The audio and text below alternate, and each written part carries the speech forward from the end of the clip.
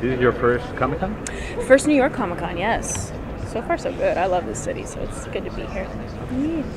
So did you watch the original show to kind of prepare for this, or read the novels? Both. I did both. My older sister, was a big fan of the series when it was originally on, and I called her when I got the gig. I'm like, hey, I'm doing the reboot of Roswell, Mexico, and she's like, oh God, I loved that show. It's time to do an iteration without beepers. And I'm like, what? How weirdly specific is that? Without beepers? Like, great, coming up. So, and then I went back and watched the series, and I'm a big lover of fandom in particular. So I went back and found like a list of fan favorite episodes too, and have watched those in particular to see if we can find little moments to put Easter eggs in and stuff like that. Yeah. And what would you say is the main difference between the first show and this one? Mm-hmm. I know that in this one the epic love story is the center stage of everything, but how about the sci-fi part? Yeah, the sci-fi element is huge here. We have some really wonderful writers in the room. That's their world that they operate in. So it's been fun to find ways in which things that have come up in the past, ways of symbolism in particular. We're playing with that in our show. We're finding a way in which we're marrying the way symbolism has been an indicator of alien activity for real. But yeah, I mean, I think the main difference, we're actually going back to the books and really honoring the book series in the way that she is Liz Orteco. She's Mexican-American, and this is a border town, and we're honoring, it's 2018, our political climate. All of those things are front and center in a way that I think we've never been in this beautiful moment where we are honoring fully and truly. So that's exciting. And we're all older, so they're not in high school. The book series is Roswell High, so they're not in high school. That's definitely different.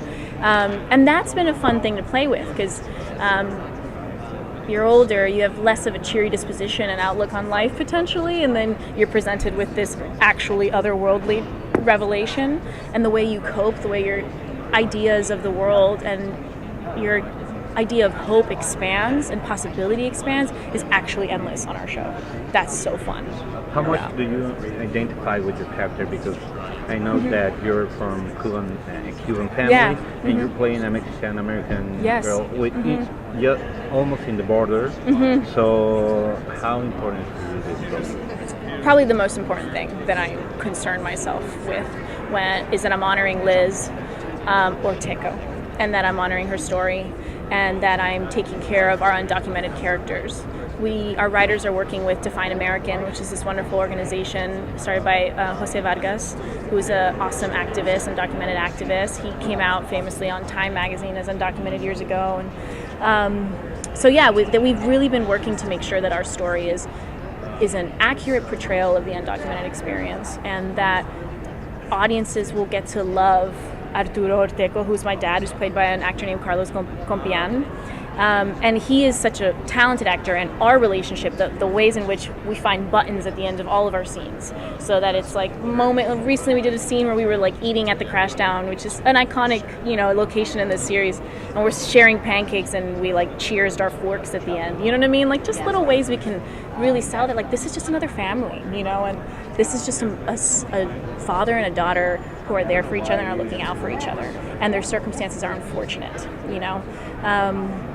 So yeah, that's huge for me. And I do feel a lot of similarities. Even though I'm Cuban American, I am first generation in the States like Liz is. She's Mexican American. So my parents were immigrants as well, and we had the beautiful blessing of being welcomed by America with open arms because we were seeking asylum from the communist regime. And Liz's family did not have that, unfortunately, to take care of them. But I feel connected to her a lot in the way that she's just here trying to do better than the generation before her.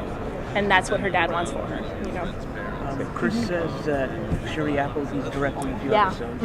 So have you had a chance to pick her brain about the character of Liz? A little bit. We've emailed back and forth. She's so wonderful, and all of those actors are still, they've all gone on to do crazy things, but they have such a tender place in their hearts for this series. I feel like the property is just so exciting. And the fact that it lends itself to like alien stuff, people just love it, and so they're also excited.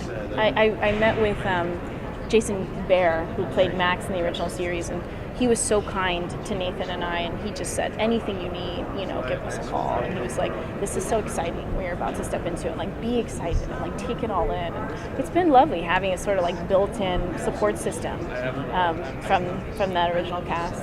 Will any of the original cast like make cameos, you think? I mean, I'm so in the dark too that I feel like I generally don't have more information than even you guys have, But I hope so. We definitely talk about it, and I've heard them sort of do little whispers. And anytime we get asked often, like, what would our dream cameos be? And I'm like, Colin Hanks. So we'll see. Yeah, I hope so. Speaking of directors, what was it like working with Julie Punter? Loved her. I had just come from a glorious year at Shondaland with Krista Vernoff and Betsy Beers at Grey's Anatomy, and I've also worked with Amy Sherman-Palladino. Actually, Nathan and I both worked with her on Bunheads. That's when we met years ago. And Julie felt like this other just badass woman in the industry that I hadn't gotten an opportunity to work with yet. So it was a big part of my going after this pilot so hard, this pilot season. I was just like, I want to work with Julie. And she absolutely, outdid my expectations even of an experience working with her as a director. She was wonderful and so giving, and that woman's a machine. I mean, you can feel that she's just been doing this nonstop for as long as she has. Like, she is so at home and so on point on a set. It's amazing. How about, I'm sorry. I was just saying who's next, I guess, like Jen Jacome. Right? Oh, right? I would love that. Yeah. Or that's a good list. What's her name? Right? So far it's not too bad, right? Jill Soloway. I would love to work with her. I'm hoping that's next. That'd be nice. How about Paul? How was it working with Paul? We actually just started. I had my first day with him on, what day is it today? On Thursday. Oh, okay. Yeah, I mean, it's fun. I like working with actor-directors. I think most actors do. There's just I think they generally make a little more time for play, and exploration. So this week will be a big week with him. This is his first full week at work starting Monday, so I'm excited. Yeah. Mm-hmm. How much of a sci-fi fan are you? I love this stuff. I think when I was little, I was split between being an artist, performer, and being an astronaut. I've always had such a desire to go off and have play. I think there's a correlation there, but I mean, it's the discovery aspect of that and of this show that's so fun to me. This first season, we're establishing so much. It's a first season of any show, but the way that they talk about season 2, it's like it's already written because there's so much we want to play with. And at this point, it's like, okay, it'll be there, okay, then we'll get, it's amazing, the stuff we're planting that'll lead into that, the way that strings are pulled and it just unravels because it's endless, but the whole set really is, everyone watches Ancient Aliens, we're all super into it, a bunch of nerds. On the pilot, it was some weird cloud or something over Arizona, so it's a bunch of these underground websites were it's happening, and we were look, it's pretty insane. We're all big nerds. Yeah. What can you say about the significant relationship with Liz like? You mentioned the father, there's love story, she has a best friend. Yeah, her best friend is Maria, played by Miss Heather Hemmons, who is gloriousness embodied. And that's a fun relationship where we've had a couple episodes where they're just it's so heavy.